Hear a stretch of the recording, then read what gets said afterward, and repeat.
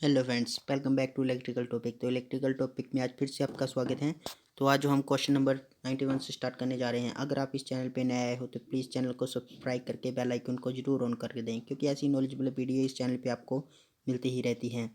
तो चलिए question number 91 से स्टार्ट करते हैं। अगर 91 से पीछे वाले क्वेश्चन आपने नहीं किए हैं तो उसके लिए मैं आपको वीडियो के बॉक्स में आपको इस पिछली वीडियो का लिंक डाल दूंगा, जिससे कि आप पिछली क्वेश्चन भी रीड कर सकते हैं। तो चलिए क्वेश्चन नंबर 91 जो कहता है, a capacitor and coil in parallel is called. एक संधारित्र और कुंडली समांतर में है तो उसे कहते हैं। मीन्स की पहले क्वेश्चन समझिए। एक कैपेसिटर है और दूसरा है पैरेलल कनेक्शन है, दूसरा है कॉइल। कॉइल मीन्स की इंडक्टर जो कि पैरेलल में है, मीन्स की इस पोजीशन में है वो। तो इसे क्या कहते हैं ये पूछा गया है क्वेश्चन में। इन दोनों के संबंध को क्या कहा जाता है? तो फ्रेंड्स मैं बता दूं, इन दोनों के संबंध को जो टर्न सर्किट कहा जाता है, अनुरूप परिपथ। क्योंकि फ्रेंड कैपेसिटर और इंडक्टर के पैरेलल कॉम्बिनेशन से बने सर्किट को टर्न कैपेसिटर ही कहा जाता है, मीन्स की टर्न सर्किट ही कहा जाता है। इस प्रकार से बने सर्किट को हम टर्न सर्किट कहते हैं। तो नेक्स्ट क्वेश्चन जो आएगा, नेक्स्ट क्वेश्चन जो क्वेश्चन मैंने पिछली बार करवाए थे, उन क्वेश्चन में जो फार्मूला पिछले क्वेश्चन में लगा था वो कलर कोड का, वही क्वेश्चन दोबारा से रिपीट हो गया है। तो आप इसको ध्यानपूर्वक से पिछले क्वेश्चन को देख के कर सकते हैं। प्रतिरोध में स्वर्ण रंग कोड का डैश आई सूचित करता है, मीन्स की गोल्ड कलर जो है वो कौन से किस टॉलरेंस को प्रदर्शित करता है, ये इसमें पूछा गया है। तो फ्रेंड्स मैं बता दूं, ब्राउन जो होता है वो +-1% को, और रेड जो होता है +-2%। ध्यान से सुनना, ग्रीन होता है +-0.5%, और ब्लू जो होता है वो होता है +-0.25%, और ग्रे जो होता है +-0.05%, और गोल्ड जो होता है जो इसमें पूछा गया है वो होता है +-5%। और इससे आगे जो आता है सिल्वर आता है, वो जो कि होता है +-10%। अगर आपसे सिल्वर पूछा गया है तो ऑप्शन नंबर डी आएगा, और आपसे गोल्ड पूछा गया है तो ऑप्शन नंबर बी आएगा। तो इसको आपने ध्यान से देखना है। तो नेक्स्ट क्वेश्चन भी कलर से संबंधित है, कलर कोड से संबंधित है। उसमें जो सिंपल सा क्वेश्चन है, एक रंगीन टीवी में प्रयुक्त प्रतिरोध में उल्लेखित बर्न बैंड इस क्रम से है: पीला, जामुनी, नारंगी और चांदी है। उसमें कलर जो है yellow, violet, orange and silver. Its nominal is value, तो उसका मान क्या होगा? तो फ्रेंड्स सिंपल सा क्वेश्चन है।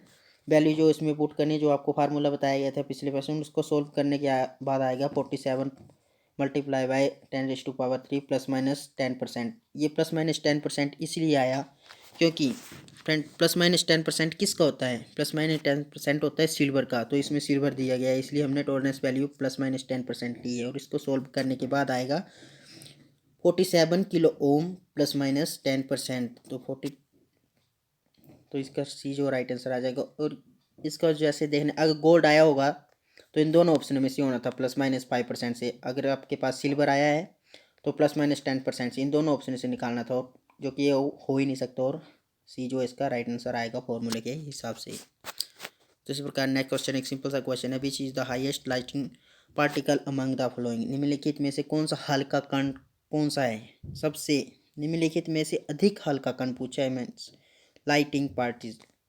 तो फ्रेंड्स लाइटिंग पार्टिकल जो है प्रोटॉन, न्यूट्रॉन, एटम, ये इलेक्ट्रॉन, ये पूछा गया है। तो फ्रेंड्स सिंपल सा क्वेश्चन, अगर इलेक्ट्रिकल के क्वेश्चन में ऐसे क्वेश्चन आ जाएं तो आपका सही राइट आंसर जो आएगा इलेक्ट्रॉन ही होगा। क्योंकि फ्रेंड्स सबसे अधिक हल्का कण जो होता है वो इलेक्ट्रॉन ही होता है। क्योंकि फ्रेंड्स इलेक्ट्रॉन, प्रोटॉन तथा न्यूट्रॉन में सबसे हल्का कण जो इलेक्ट्रॉन होता है, हल्का होने के कारण ये नाभिक के चारों ओर चक्कर लगाता है। जो नाभिक होता है उसके चारों ओर इलेक्ट्रॉन चक्कर लगाता है।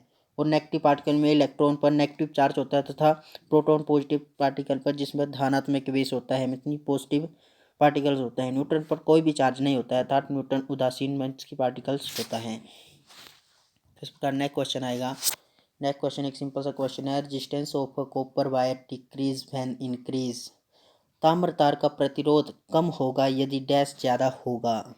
तो फ्रेंड्स मैं आपको बता दूं, जो रेजिस्टेंस जो होता है वो डायरेक्टली प्रोपोर्शनल होता है लेंथ के, और इन्वर्सली प्रोपोर्शनल होता है एरिया के। तो इस क्वेश्चन में पूछा क्या गया है, ताम्र तार का प्रतिरोध कम होगा यदि डैश ज़्यादा होगा।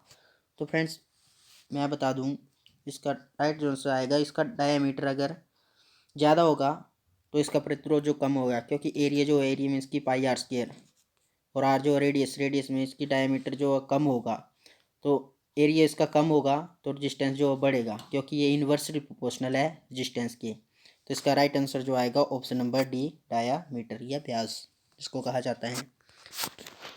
तो अगला क्वेश्चन एक सिंपल सा क्वेश्चन आ गया है फिर से एक न्यूमेरिकल टाइप का। What is the potential difference between A and be the following circuit. निम्नलिखित परिपथ में ए और बी के बीच में विभवांतर क्या होगा। ये ISRO इलेक्ट्रॉनिक मैकेनिक में पूछा गया था 2016 क्वेश्चन 16 में क्वेश्चन। तो सिंपल से इसको सोल्व करने के बाद जो आएगा इसका आंसर आएगा 14 वोल्ट। 14 वोल्ट इसलिए आएगा क्योंकि जो 6 और 6 वोल्ट की जो बैटरी हो पैरेलल में होने के कारण वोल्टेज का मान जो सेम रहता है। मैंने पहले भी आपको बताया कि पैरेलल में कहीं भी कनेक्शन या कोई भी सर्किट आपको दिखाया गया हो तो पैरेलल में जो वोल्टेज हो वो सेम रहती है, इसलिए इनका 6 वोल्टेज आ जाएगा इसमें से, क्योंकि पैरेलल में वोल्टेज समान होती है किसी भी परिपथ में, मैंने पहले ही बता दिया है। तो इसमें जो आएगा टोटल BAB जो आ जाएगा 10 + 10 - 6, 10 से 6 के बचे 4 और 10 + 4 = 14 वोल्ट। इसका राइट आंसर जो आएगा ऑप्शन नंबर सी 14 वोल्ट। तो इसी प्रकार नेक्स्ट क्वेश्चन जो आएगा, नेक्स्ट क्वेश्चन एक सिंपल सा क्वेश्चन है। Work done in moving a unit positive charge from one point two another is known. Friend question को समझिए। एक इकाई धनात्मक आवेश को एक बिंदु से दूसरे बिंदु तक ले जाने हेतु किया गया कार्य डैश कहलाता है। ऑप्शन नंबर ए है magnetic force, option number D potential difference, option number C current या option number D electric field. तो फ्रेंड्स फॉर्मूला बता देता हूँ मैं आपको, BW = W/Q वोल्ट। तो मैं इसका सही आंसर आपको बता देता हूँ। इसका सही आंसर आएगा option number B potential difference, क्योंकि फ्रेंड्स एक इकाई धनात्मक आवेश को एक बिंदु से दूसरे बिंदु तक ले जाने के लिए किया गया कार्य जो पोटेंशियल डिफरेंस कहलाता है। तो इसका राइट आंसर जो बी आएगा। तो नेक्स्ट क्वेश्चन जो आएगा, if the current flowing through a conductor in a triple heat generated it is becomes that the dash the initial value. अगर किसी चालक में बहने वाली धारा को तिगुना कर दिया जाए तो उसमें उत्पन्न ऊष्मा अपने आरंभिक मान के डैश में हो जाएगी। तो इसमें जो जूल लॉ लगेगा, जूल लॉ क्या कहता है, जूल लॉ कहता है H = I²RT। तो इसमें पूछा गया है अगर I मीन्स को करंट को 3 गुना कर दिया जाए तो वो हीट पर क्या प्रभाव पड़ेगा। अगर 3 गुना कर दिया जाए तो फ्रेंड्स सिंपल सा क्वेश्चन है, अगर 3 गुना कर दिया जाए I² को तो हीट पर नाम की 9 गुना हो जाएगी, 9 गुना बढ़ेगी हीट। तो इसका राइट आंसर जो आएगा option number C 9 times, 9 times जो इसमें दिया गया है I²RT मीन्स की जूल लॉ या हीट लॉ के अनुसार। तो इसका नेक्स्ट क्वेश्चन एक सिंपल सा क्वेश्चन है। ये वाला क्वेश्चन भी हमने पिछले क्वेश्चन में रीड किया, अगर आपने ध्यानपूर्वक से क्वेश्चन पढ़े होंगे तो आपको जरूर याद आएगा। But is the number of electron flowing through a wire carrying 1 ampere of current for 1 second. 1 second में 1 एम्पेयर की धारा प्रवाहित करने वाली तार वाले इलेक्ट्रॉनों की संख्या क्या होगी। वही क्वेश्चन आ गया फ्रेंड्स। 1 कूलम में आवेश में इलेक्ट्रॉनों की संख्या होगी 6.25 × 10⁻18 इलेक्ट्रॉन।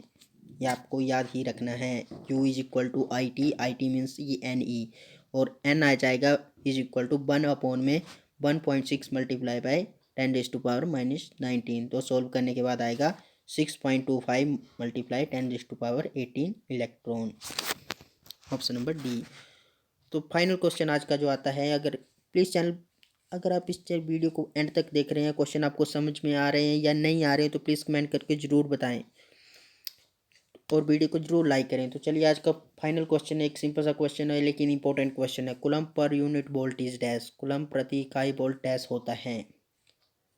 तो फ्रेंड्स कूलम प्रति इकाई वोल्ट डैश होता है, तो इसमें ऑप्शन दिए है magnetic induction, option number B capacitance, option number C resistance या option number D electric flux. तो मैं फ्रेंड्स बता दूं इसका राइट जो आंसर आएगा ऑप्शन नंबर बी कैपेसिटेंस, क्योंकि फ्रेंड्स कूलम प्रति वोल्ट कैपेसिटेंस की इकाई होते हैं कैपेसिटेंस कूलम/में वोल्ट, ये इसका फार्मूला बनता है। इसके अनुसार इसका आंसर कैपेसिटेंस आएगा, क्योंकि कैपेसिटेंस जो प्लेटों के बीच के एक इकाई विभवांतर उत्पन्न करने के लिए जितने आवेश की मात्रा की आवश्यकता पड़ती है उसे कैपेसिटेंस या धारिता कहा जाता है। C = Q/में भी आपने याद रखना है।